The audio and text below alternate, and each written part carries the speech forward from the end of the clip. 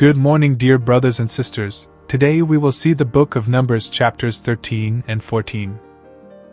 Numbers chapter 13. Spies explore the promised land.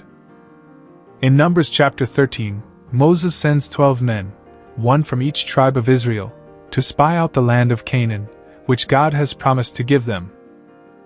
Their mission is to gather information about the land and its inhabitants. After 40 days of exploring the land, the spies return to Moses and the Israelite community.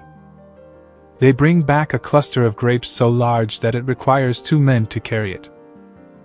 They also report that the land flows with milk and honey, just as God had promised.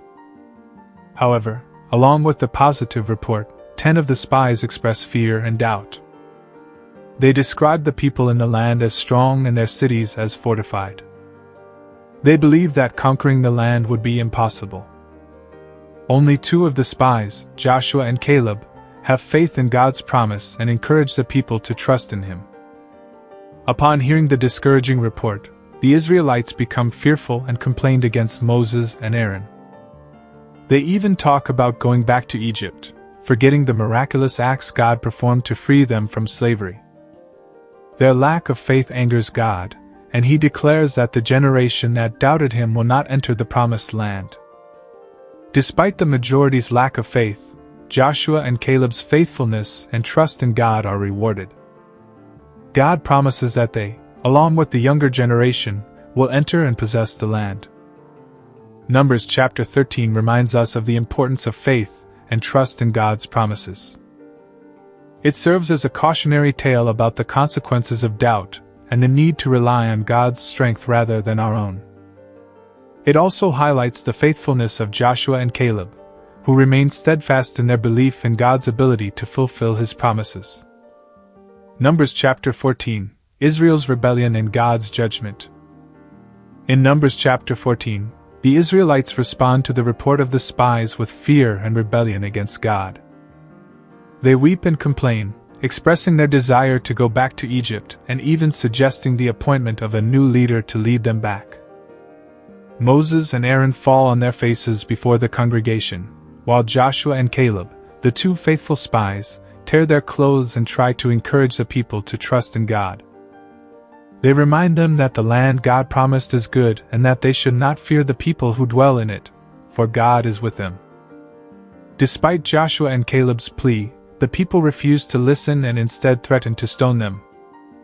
At this point, the glory of the Lord appears in the tabernacle, and God speaks to Moses. He declares that He will strike the people with a plague and disinherit them, making a new nation from Moses. However, Moses intercedes on behalf of the people, appealing to God's mercy and reputation among the nations. He reminds God of His character as a God of love, forgiveness, and long-suffering. In response to Moses' plea, God pardons the people but declares that none of the adults from the generation who doubted Him will enter the promised land.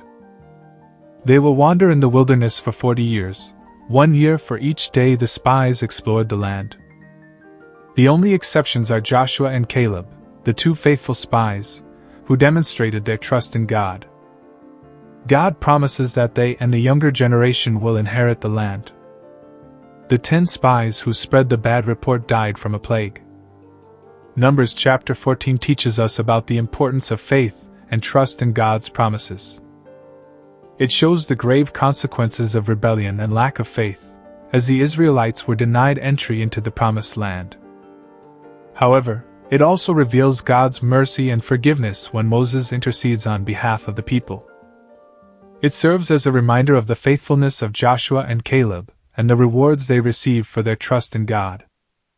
Brothers and sisters, we will continue the next chapters in the next video. Thank you.